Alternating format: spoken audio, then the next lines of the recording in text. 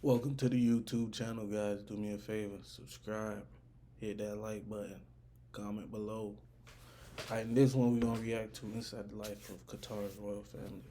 You know, these Country in the folks be world rich. per capita, and They got that citizens oil earn an money. average income of about 86,000 US dollars a year. So if average people are able to enjoy a high standard of living, it's easy to wonder how luxuriously the royal family lives. Before we get into that, let's talk a bit about Qatar. Qatar is a small country located in the Middle East. It is 4,471 square miles, and its capital, Doha, was once a fishing village and a popular center for horse and camel breeding. It was also a popular stop for traders who were transporting goods from India and China. It became a British protectorate after the First World War and eventually gained independence in 1971. The country shares a tiny land border with Saudi Arabia, and the rest of it is surrounded by the sea. It is mostly flat, barren, and dry, and this is why only about 5% of the land is used for agriculture. The country is ruled by the Al Thani family, which is one of the most massive royal families I have ever heard of. They settled in Qatar in the 1700s, and it is estimated that there are over 8,000 Qatari royals today. Together,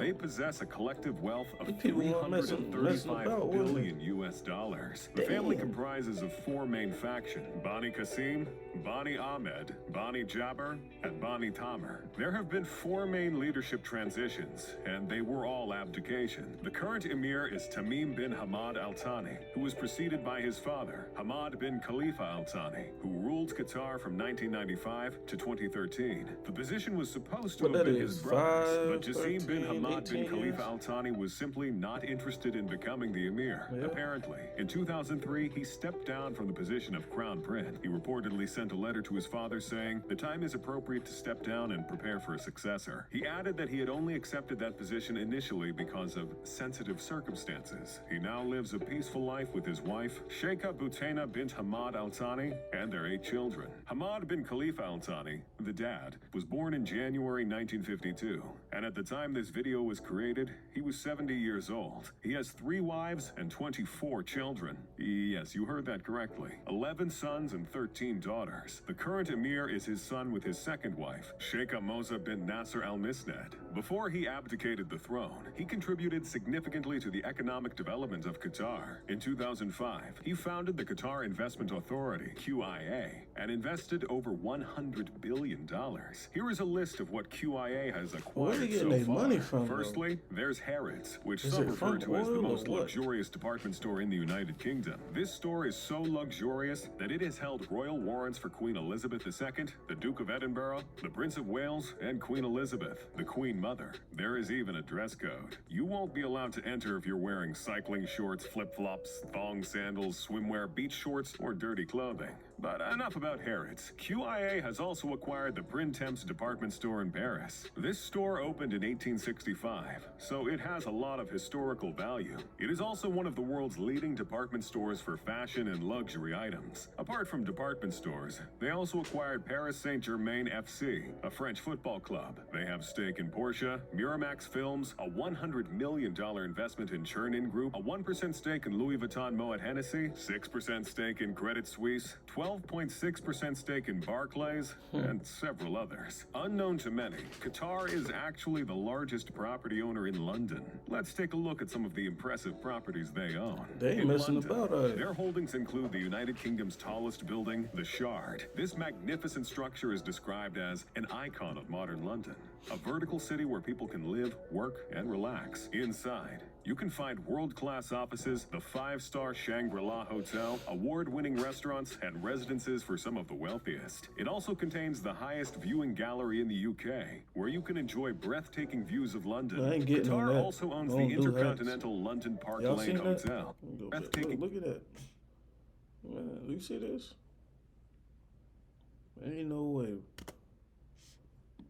Ain't no News of way. London. Qatar also owns the Intercontinental London Park Lane Hotel. This 4.5-star hotel offers extravagance and comfort. One very interesting fact I discovered about this location is that it is located on the same site as the Queen's former childhood residence, 145 Piccadilly. It was destroyed during the war. And between 1968 and 1975, Sir Frederick Gibbard began constructing the hotel. I found it fascinating that the Qataris have acquired something of such historical significance to the British people. The London Olympic Village is also owned by the Qataris. They purchased this in 2011 for That's how you get rich. £557 You million. just buy everything. Currently, the Let them location is a let that, residential area and contains that about dividends kick 3,000 back, keep homes. investing, Aside right? from their London properties, they also own some property in Cannes, France. This includes the Majestic Hotel, a Damn. splendid location overlooking the Mediterranean Sea. It has its own private beach and many luxurious rooms with breathtaking views. They also own Grand Hyatt Cannes, Hotel Martinez, and the Carlton Hotel. While the current emir's father ruled, several diplomatic and sporting events took place in Qatar. This includes the 2006 Asian Games, the 2012 UN Climate Change Conference, Doha Agreement, and the Fatah-Hamas Doha Agreement. His regime can be described as autocratic. There was no organized political opposition. Free speech and dissent were prohibited. And during his rule, 2 U.S. military bases were hosted.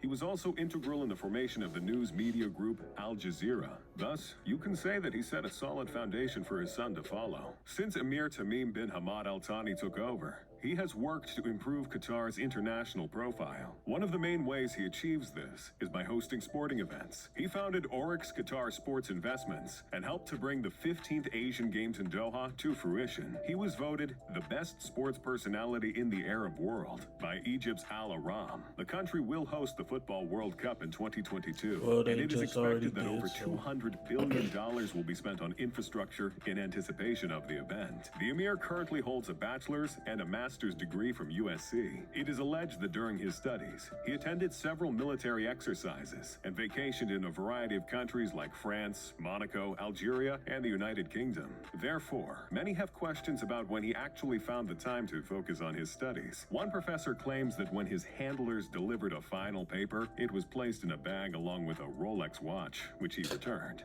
Thus, there has been some skepticism about the integrity of his degrees. However, there's no denying that he works really hard. He's held numerous other positions, such as the head of the Upper Council of the Environment and Natural Sanctuaries, chairman of the Supreme Council for the Environment and Natural Reserves, chairman of the Supreme Education Council, chairman of the Board of Regents of Qatar University, and deputy chairman of the ruling family council, to name a few. But enough about that. Remember how I told you how much they've invested away from home? That does not mean the family hasn't invested heavily in comfort and luxury in their own country. While they seem to be secret about their lives, one source claims that the emir had begun constructing a palace in the mountains in Oman. It is located 2,000 meters above sea level, and it overlooks a stunning canyon. The company in charge of the construction is GET.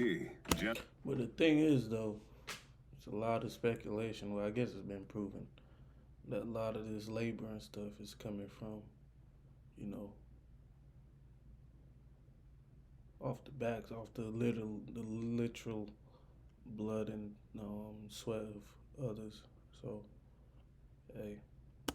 Engineering technologies. Although it's headquarters impressive, can be it's found in like, Doha, and thousands of people are employed to work on various construction projects. The Emir also Why has got them another folks massive slaving away? residence in Muscat, close to the beach. And I'm getting the impression that these guys really love the sea. Its white exterior creates a calming and soothing mood, while the palm trees add to its relaxing nature. It's certainly different from the typical mansions of the world's super wealthy, though. The interior of both of these residences has not been revealed to the public. What I do know more about is the Emir's $500 million super yacht. The Al Lusail yacht is one of the biggest yachts on the planet. It is 404 feet long and was built by the German shipyard Lursen. It was planned by the English design house March and White, a company which only works on luxury products. So it's fair to conclude that it's extravagant. 36 guests can be accommodated, and there is enough space for 56 crew members. There is also a spa, movie theater, beauty salon, barbecue area, a gym, and more than one indoor pool. The exterior balconies allow the yacht to make use of lots of natural light. I wonder Its how 6 long it decks can takes be something like that accessed to by be using an built. elevator. Similar But to the then Jeff houses, the Bezos Emir is quite... just built one. I think his is super impressive. about its interior, so there are no pictures. The Emir's yacht is 1 meter shorter than his father's, the Qatara, which costs about $100 million less. I think that the Qatara is just as impressive though. Its incredible features include a pool, underwater lights, a beauty salon, beach club, gym, a guest elevator, and 18 cabins. So while 34 guests are able to be accommodated in the suites, there is also room for 95 crew members, so that everyone can enjoy an unforgettable experience on the sea. The interior was styled by design house Alberto Pinto. Now for a bit of gossip. While most Qatari royals seem to enjoy privacy, the Emir's youngest brother, Sheikh Khalifa bin Hamad bin Khalifa Al Thani, has developed quite an interesting reputation. Apparently, he studied at the University of Southern California in Los Angeles from 2011, and he was determined to live his best life. He arrived there in a private jet, and then posted pictures of himself at the Beverly Wilshire Hotel. You know, the hotel from Pretty Woman. He also had a fleet of multi-million-dollar supercars and frequented luxury hotels. In addition to that, he had security guards, concierges, chauffeurs, and a nurse. He even had someone to make his tea and someone else to prepare his hookah pipe. He enjoyed frequenting Las Vegas, and sources claim that he spent over $300,000 there in 6 weeks in 2014. During his time in the U.S., he rubbed shoulders with several celebrities, including Scott Disick from Keeping Up with the Kardashians. All of this fun didn't mean that he was not making an effort to succeed academically. Apparently, he made the dean's list 3 times. When he returned to Qatar, he joined Qatar's Internal Security Service. He then pursued a master's degree remotely. But enough about him. One more interesting fact I discovered about the Al Thani family is that they are deeply interested in the field of arts. The Emir's daughter, Al Mayasa bint Hamad bin Khalifa Al Thani, is the head of the Qatar Museum's authority and is described as the most powerful woman in the art world today. In fact, in 2012, Forbes ranked her among the 100 most powerful women in the world. The annual budget for the Qatar Museum Authority is $250 million. They have been purchasing huge collections of art for over 20 years, and their collection includes a variety of artifacts, Qurans, rare books, jewelry, natural history prints, and 18th century French furniture. They also have some very famous paintings and photographs in their possession. Mansions, luxury yachts, private jets, servants, and tons of investments. This royal family has it all. If you enjoyed this video, please check out the one on the screen for more. Hey,